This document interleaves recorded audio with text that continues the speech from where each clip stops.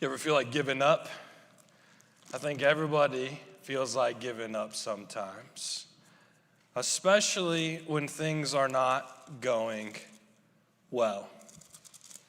There's a lot of opportunity in the Christian life for the devil to pull a tool out of his toolbox known as discouragement and to discourage the believer and to cause them to want to give up.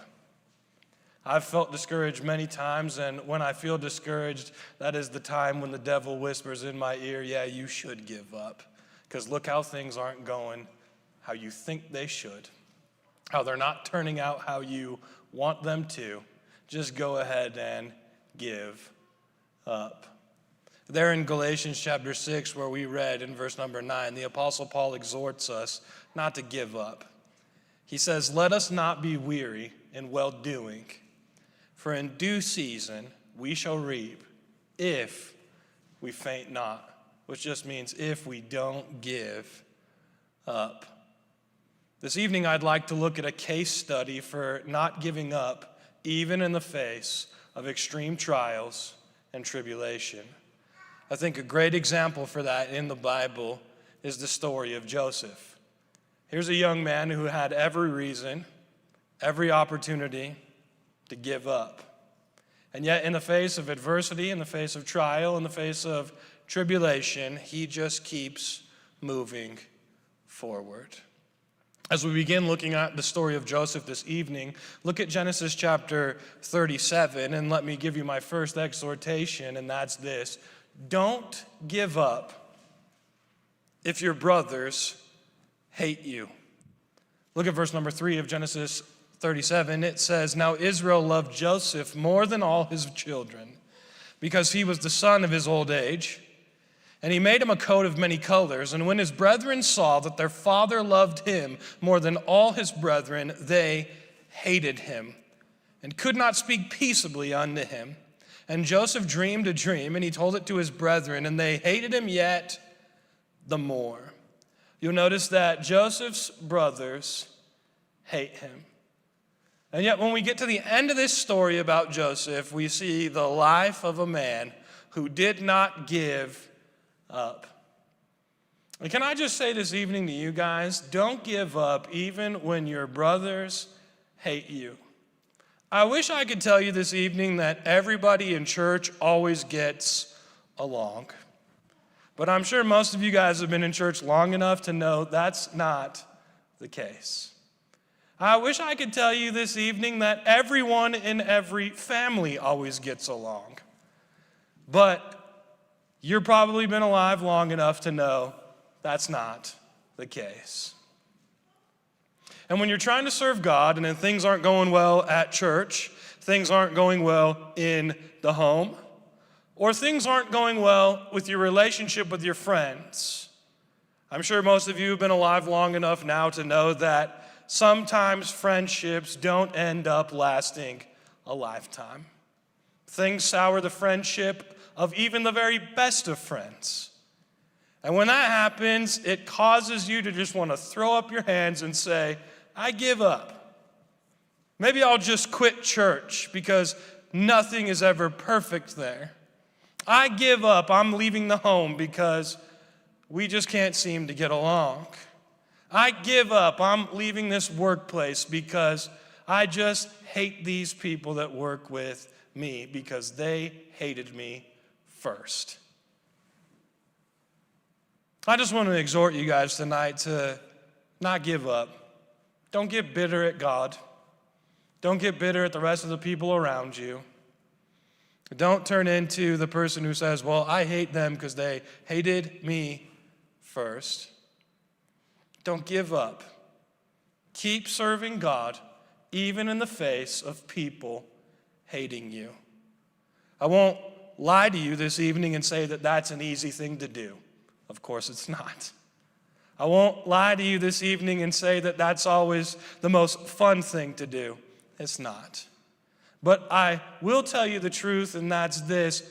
If you are on the path still serving God when other people hate you, you're on the exact same path as Jesus. Because Jesus continued to serve God even in the face of hatred, adversity, and trials. And we see in our text here this evening that Joseph's brothers hate him. It says in verse 4, they hated him. It says in verse 5, they hated him yet the more. And I'm sure you can relate to Joseph. And I'm sure you felt like, I just want to give up. These people hate me. But I want to encourage you this evening, keep serving God, keep moving forward, and continue to press on. Second thing I want to show you from the life of Joseph this evening is don't give up and don't get discouraged if your brothers conspire against you. You know, it's horrible when somebody doesn't like you, and they make it obvious to you that they don't like you. But what's even worse is when you find out that those people that don't like you have been secretly conspiring against you to make you miserable and to take your life down.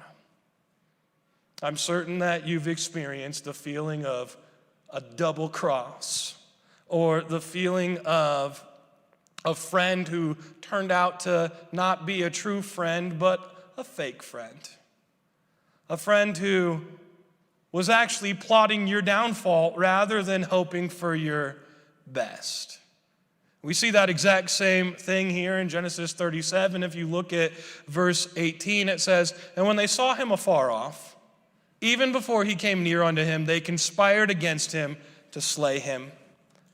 Joseph has been staying at the house with his father and mother while his brothers are out doing the work. And one day he goes to visit them, and they see him coming from afar off. And before he gets there, they stand in a small huddle and conspire to take his life. Now, what sorrow that must have caused to Joseph when his brothers conspired to kill him. And I'm sure you could relate where you've found out that people were actually plotting for your downfall and not actually plotting for what's best for you. But can I encourage you this evening? Don't give up just because people turn out to actually be co-conspirators in your own demise. Look at verse 19. It says, "They said one to another, Behold, this dreamer cometh. Come now, therefore, let us slay him and cast him into some pit, and we will say some evil beast has devoured him, and we shall see what will become of his dreams." And Reuben heard it and delivered him out of their hands and said, "Let us not kill him." And Reuben said unto them, "Shed no blood, but cast him into this pit that is in the wilderness, and lay no hand upon him, that he might rid him out of their hands, to deliver him unto his father again." And it came to pass, when Joseph was come unto his brethren, they stripped Joseph out of his coat of many colors that was on him, and they took him and cast him into a pit. And the pit was empty, and there was no water in it. Can you imagine how Joseph must have felt right here? He comes up to see what his brothers are doing, comes to just hang out and be one of the guys, and they rip his coat off of his back and throw him into a pit. And in that moment, it becomes obvious, these guys have been conspiring against me. That's what they were talking about when I was on my way over to them. What a feeling of betrayal he must have felt. What a feeling of misery. As his own flesh and blood conspire against him and throw him into a pit after ripping his coat off of his back. I just want to encourage you this evening. Don't give up, even when you find out that someone you thought loved you was actually plotting for your downfall, was actually conspiring against you, was seeking to betray you. Because I can assure you that Joseph here didn't give up. Joseph just continued to have faith and rely upon God. And if you're not going to give up, here's the number one key to not giving up. Keep your eyes upon God. Third thing I want to point your attention to this evening is don't give up if your brothers sell you out. There in verse 25 of the same chapter that we're in, it says, "And they sat down to eat bread, and they lifted up their eyes and looked, and behold, a company of Ishmaelites from Gilead with their camels bearing spicery and balm and myrrh, going to carry it down to Egypt. And Judah said unto his brethren, What profit is it if we slay our brother and conceal his blood? Come, let us sell him to the Ishmaelites. Let not our hand be upon him, for he is our brother and our flesh. And his brethren were content. Then there passed by Midianite merchantmen, and they drew and lifted up Joseph out of the pit, and sold Joseph to the Ishmaelites for 20 pieces of silver. And they brought Joseph into Egypt, and Reuben returned unto the pit. And behold, Joseph was not in the pit, and he rent his clothes. And he returned unto his brethren and said, The child is not, and whither shall I go?" Can you imagine this day in Joseph's life as he sits at the bottom of a pit, wondering when his brothers are going to return to get him? And as he sits down there for who knows how long, the Bible doesn't exactly specify, he thinks to himself, there's no possible way they're just going to leave me down here forever. Because if they did, what would they tell Dad? They're going to have to come back and get me eventually. And he's probably comforting himself with that just a little bit, like this isn't going to last forever. And yet as they pull him out of the pit, they sell him to somebody else. Their own flesh, their own blood, sold for silver. Or maybe you've experienced somebody stepping on you to further their life, somebody that you thought loved you, selling you out in order that they may be prospered. Maybe somebody told something about you that wasn't true in order to boost their reputation and to advance their social status in your friend group. Maybe somebody at church said something about you to other people so that they could hold a position of prestige that you would be perfect for, but they desire. Maybe there's been unfaithfulness, and a husband or a wife has sold you out for a newer model. Whatever it is, I just want to encourage you this evening. Don't give up when someone you love sells you out. Don't give up when somebody wrongs you in order to further themselves. You see there in verse 26, it says, What profit is it if we slay our brethren? Thinking only of how they can advance, they sell Joseph. Thinking only of themselves, they destroy his life and change the course of his destiny forever. Can you imagine how Joseph must have felt as he's being escorted away by foreigners into a foreign land, and his brothers are being handed a small bag of money as the price for his life? And if you can't understand that, let me point you to somebody who can.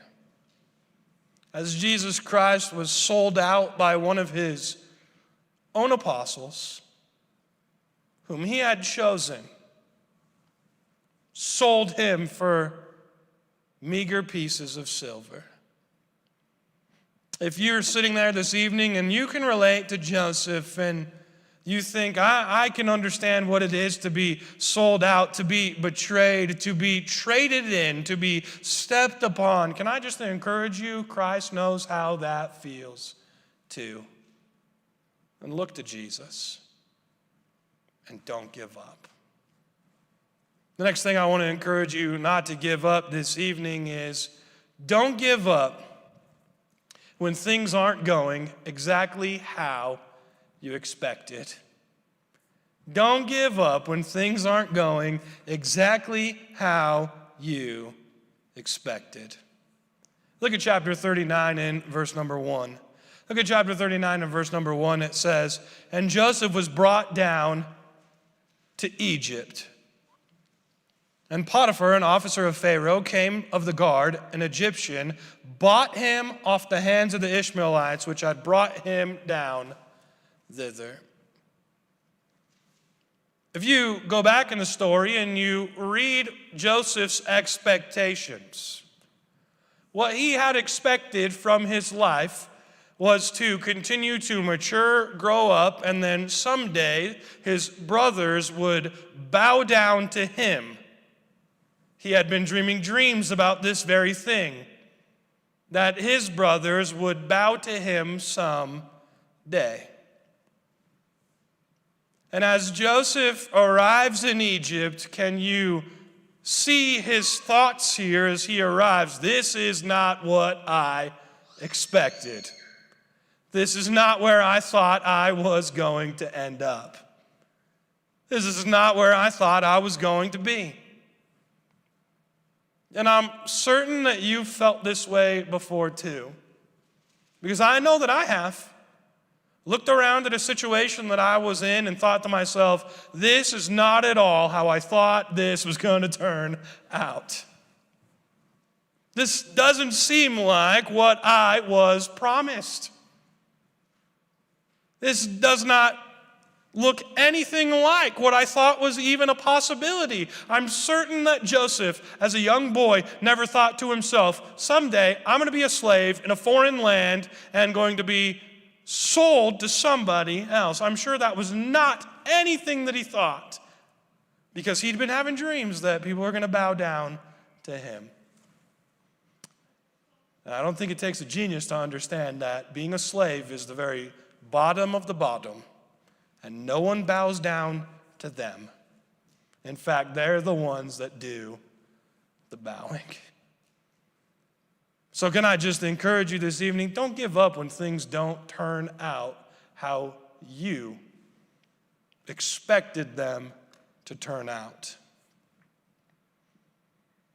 I'm certain that Joseph did not think his brothers and his family would turn their back on him, but they did.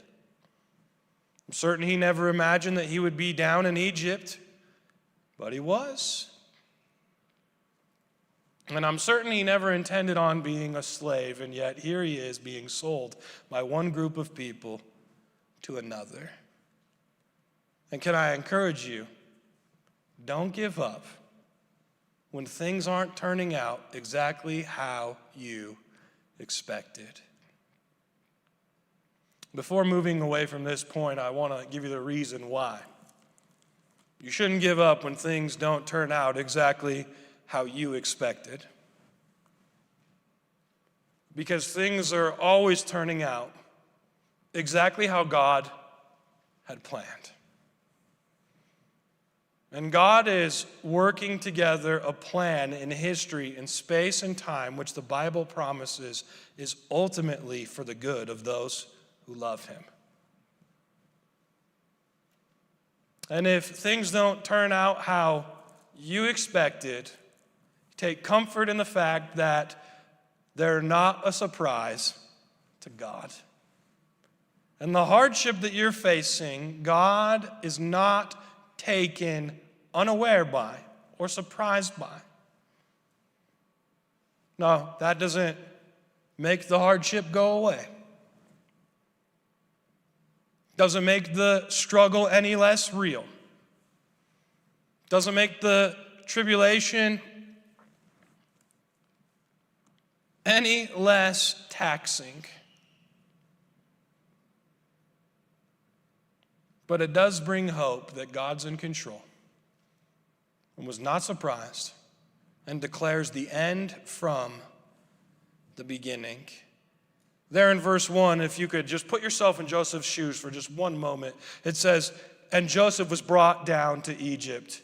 I bet Joseph, if you would have asked him even a week before, if he would have thought that his life was going to turn out like this, he would have laughed in your face when you even pitched that idea to him. You're going to go to Egypt, you're going to be a slave. And I can't count how many times in my life that I've just sat there and thought to myself, man, I didn't see this coming. This is not going how I expected.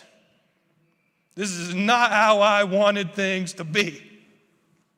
And as I sit there in misery, agony, in sorrow, in pain, I just think to myself, how did this happen? I want to give up. I want to go lay in my bed and put the covers over my head and never come out. I want to deal with this right now. I'm sure Joseph had all of those same thoughts. This isn't what I thought was about to happen. The fifth thing I want to say, don't give up about this evening is, don't give up if and when you're falsely accused. Don't give up if and when you're falsely accused. People false accuse people all the time. I'm sure if I asked for people to come and share testimonies, we could spend the rest of the evening with people telling stories about how people said this about them and it wasn't true, how people made up something about them that wasn't even remotely the truth, how someone took a piece of the truth and twisted it to make things seem like something they really were not. I'm sure I could get story after story from you guys about that.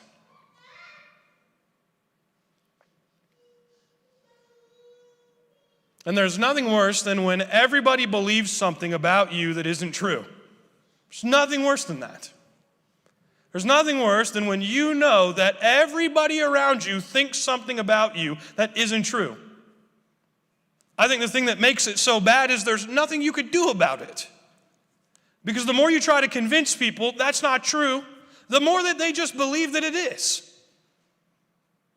Somebody once said that a lie races around the world and back before the truth even gets out of bed in the morning.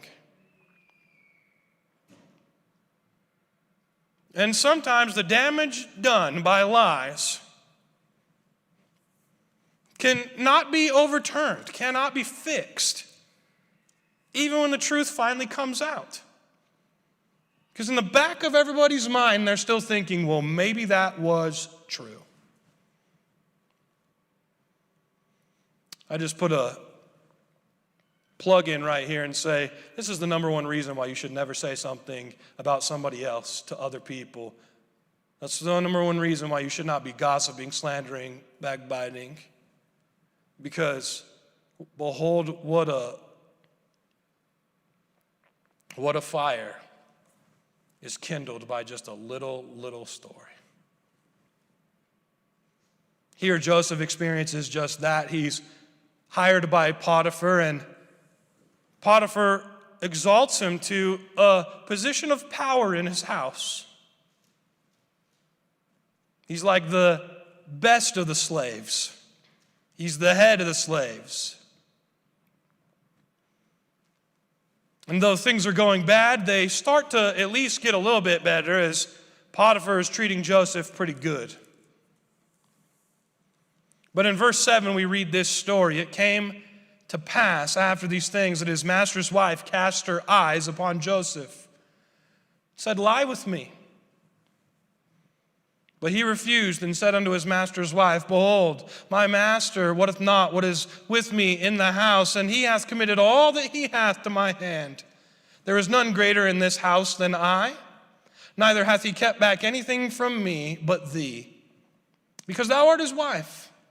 How then can I do this great wickedness and sin against God? You see that Potiphar's wife wants Joseph, and he refuses. He recognizes how evil that actually is, but she continues to insist. In verse 10, it says, "It came to pass as she spake to Joseph day by day that he hearkened not unto her to lie by her or to be with her." She just kept trying to get him to do wrong. And it came to pass about this time that Joseph went into the house to do his business, and there was none of the men of the house there within. And she caught him by his garment, saying, "Lie with me." And he left his garment in her hand and fled and got him out. And it came to pass when she saw that he had left his garment in her hand and was fled forth, that she called unto the men of her house and spake unto them, saying, "See, he hath brought in an Hebrew unto mock us. He came in unto me to lie with me, and I cried with a loud voice. And it came to pass when I heard that, I lifted up my voice and cried, and he left his garment with me and fled and got him out. And she laid up his garment by her until his Lord came home, and she spake unto him according to the words, saying, The Hebrew servant which thou hast brought unto us came in unto me to mock me. And it came to pass, as I lifted up my voice and cried, that he left his garment with me and fled out." Now, is that what happened? No. That's not even close to what happened. In fact, she's been day by day trying to get Joseph to do something that Joseph is refusing to do. And one day she finally just has enough of it, and as Joseph runs, she begins to spread the story that Joseph tried to force himself onto her. One of the worst possible accusations that could be made against a man. An accusation that stains a reputation forever, even when evidence to the contrary is brought forth. But I'm certain that you've experienced people accusing you of doing things that you didn't do. Telling stories that aren't even remotely true. And when that happens, you just want to give up. There's nothing that'll cause someone to leave a church quicker than gossip being spread about them, and then that getting back to that person. They won't stay and try to salvage their reputation. They'll just leave. There's nothing that will destroy a professional career quicker than people spreading lies about somebody. And yet so often people spread lies, slander, gossip that devastates and destroys a life. And when you're the person bearing the brunt of it, all you can think to yourself is, I just want to give up.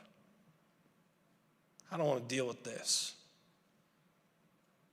Can you imagine how Joseph must have felt right here? He's been sold into slavery by his brethren. He gets a little bit of relief because Potiphar raises him to the chief position in his house. And yet that has now been pulled out from under him.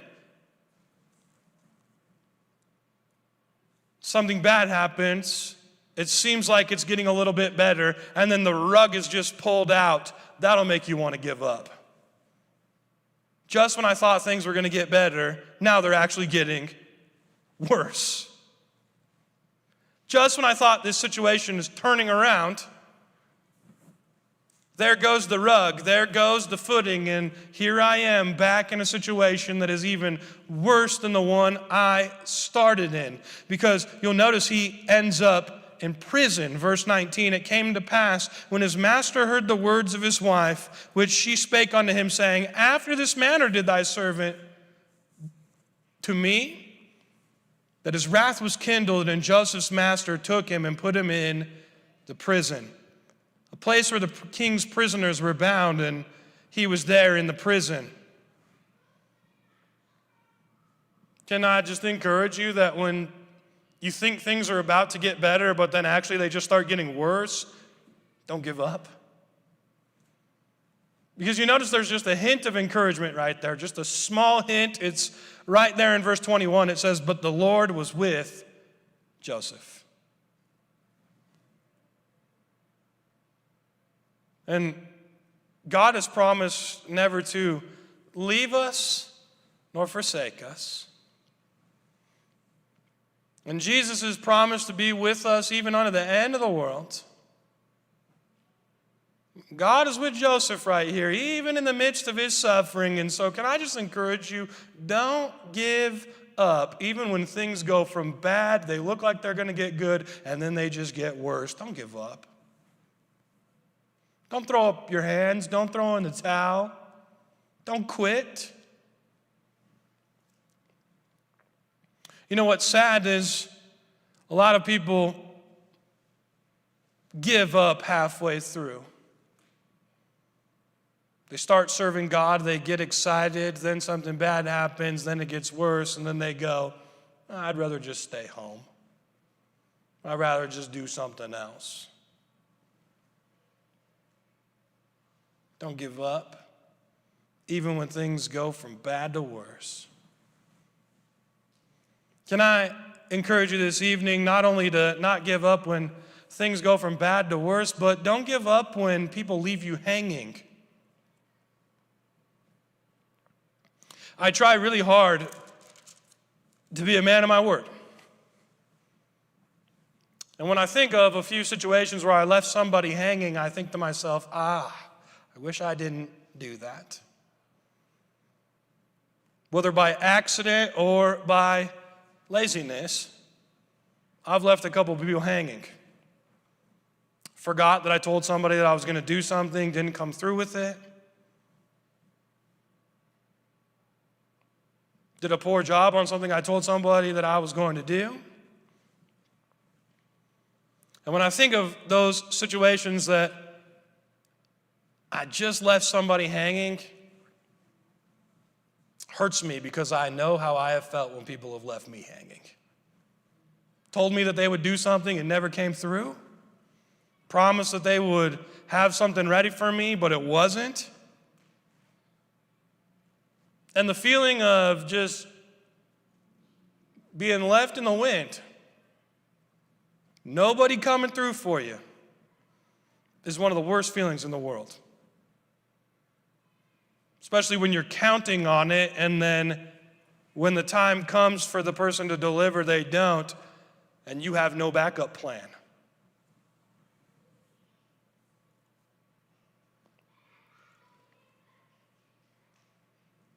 You see that exact same thing happen here in prison. In prison, Joseph meets two guys. One's the chief baker and one is Pharaoh's butler. And both of them dream dreams. And Joseph tells them the interpretation of their dreams. The baker, his dream means that he's about to be executed. But the butler's dream means that he's about to be restored to power. The butler is the person who holds Pharaoh's cup and tests it just to make sure nobody poisoned it. It's a position that gets you right next to Pharaoh. It's a very important position because you could say whatever you want to Pharaoh whenever you want.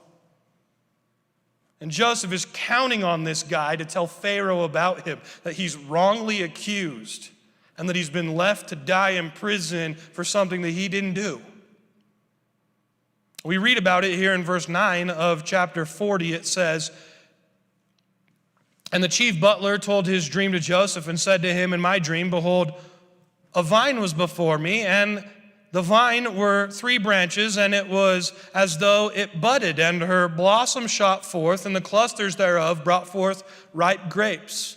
And Pharaoh's cup was in my hand, and I took the grapes and pressed them into Pharaoh's cup. And I gave the cup into Pharaoh's hand, and Joseph said unto him, this is the interpretation of it. The 3 branches are 3 days, yet within 3 days shall Pharaoh lift up thine head, and restore unto thee thy place. And thou shalt deliver Pharaoh's cup into his hand, after the former manner, when thou was his butler. But think on me when it shall be well with thee, and show kindness, I pray thee, unto me, and make mention unto Pharaoh, and bring me out of this house. For indeed I was stolen away out of the land of the Hebrews. And here also have I done nothing that they should put me into a dungeon. And when the chief baker saw the interpretation was good, he said unto Joseph, I also was in my dream, and behold, I had 3 white baskets on my head.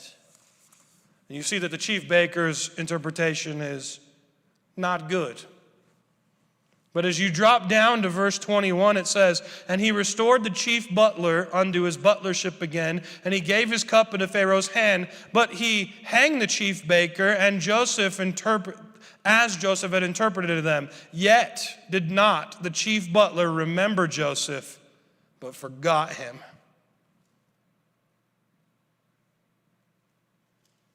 Can you imagine how Joseph must feel here? He's like, finally sees an opportunity to get out of prison. He sees a way to maybe get his case heard by someone who could do something about it. And this guy gets out, and what does it say?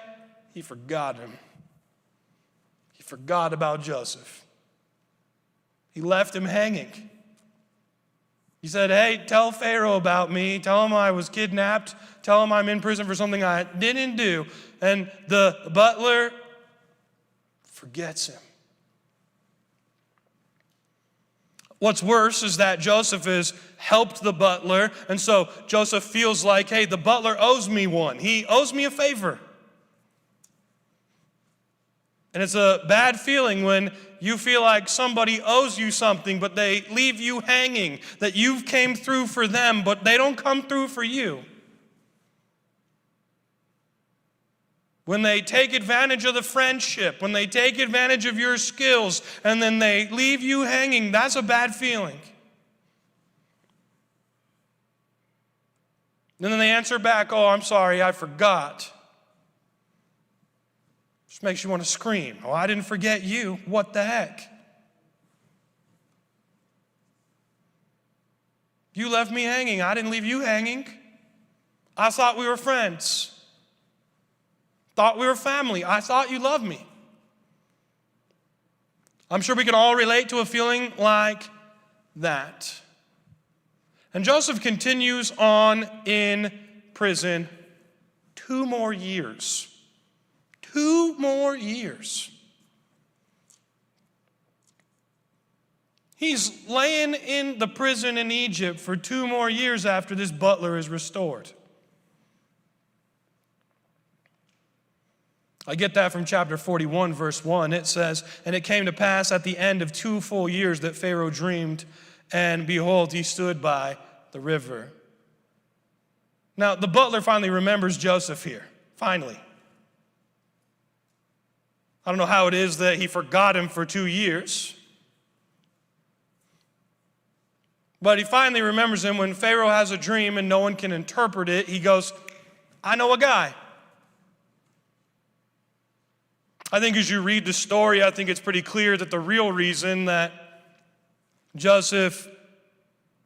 that the butler tells the Pharaoh about Joseph has nothing to do with the fact that he loves Joseph or cares about Joseph, but wants to increase his political power because he knows a guy who could give Pharaoh what he wants.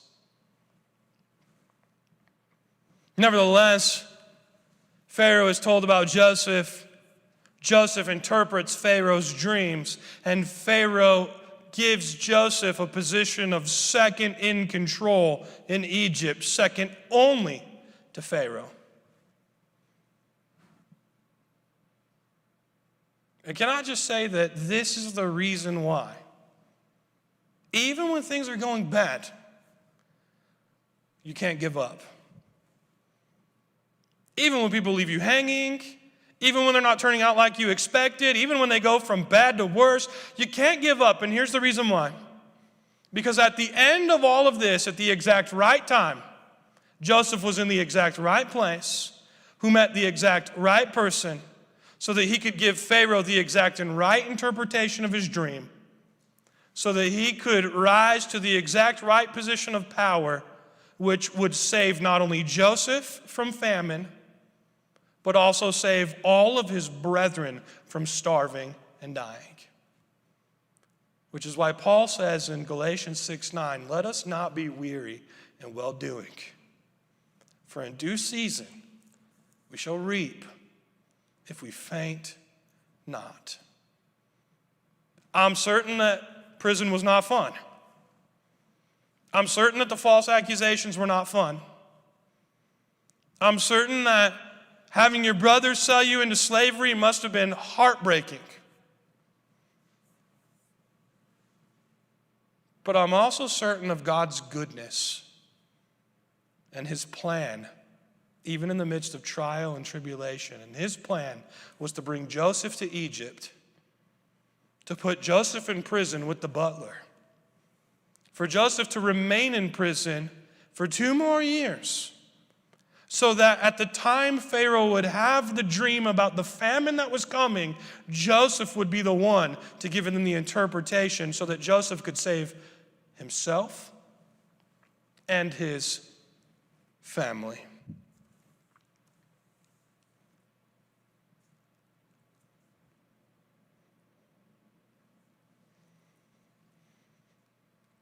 In chapter 45, we read this story. As his brothers come to receive food during this famine, Joseph has the food that they need. In verse 1, it says, "Then Joseph could not refrain himself before all them that stood by him. And he cried, Cause every man to go out from me. And there stood no man with him, while Joseph made himself known unto his brethren. And he wept aloud.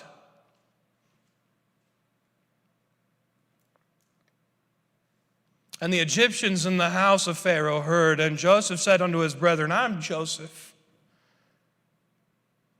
Does my father yet live? And his brethren could not answer him, for they were troubled at his presence. And Joseph said unto his brethren, Come near to me, I pray you. And they came near. And he said, I am Joseph your brother, whom you sold into Egypt. Now therefore be not grieved nor angry with yourselves that you sold me hither. For God did send me before you to preserve life. I want you to notice that Joseph says God had a plan in this. God was doing something with this. God was bringing something good out of the bad that his brothers freely chose to do. God was bringing something bigger than Joseph and bigger than his brethren. God was bringing the ultimate good for the nation of Israel for many generations. For the people of Egypt, as it says here, to save much people alive.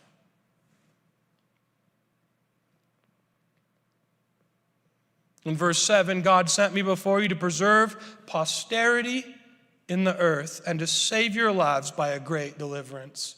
Had Joseph not gone to Egypt, not saved his family, and they starved and died, there would be no Jesus Christ.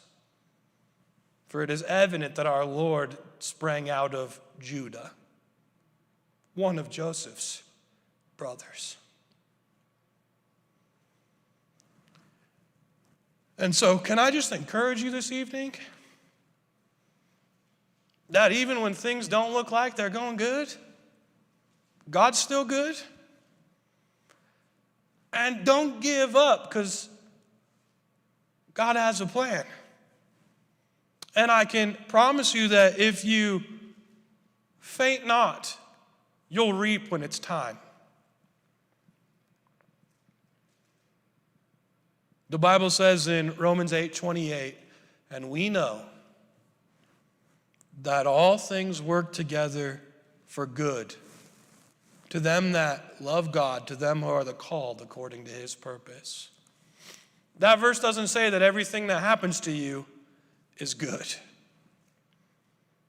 But that verse says that everything that happens to you, God is working it together for good. Was it good when Joseph's brothers sold him into slavery? No, that was bad. Was it good when Potiphar's wife false accused him? No, that was bad. Was it good when Joseph goes to prison and then just remains there for years on end? No, that was bad. But it was good when Joseph was able to save much people alive and to preserve the posterity of Israel henceforth. Don't give up. Don't quit. Because in due season we shall reap if we faint not. Let's pray. Father, I just pray this evening that you'll just encourage us. Lord, help us to see that you're active, you're working, you're moving, even when we don't think that you are. Help us to see that you can bring good from bad, that you could take the very worst of situations and work them for something we could never even have imagined. Lord, help us not to give up. It is in your Son's name that I do pray. Amen.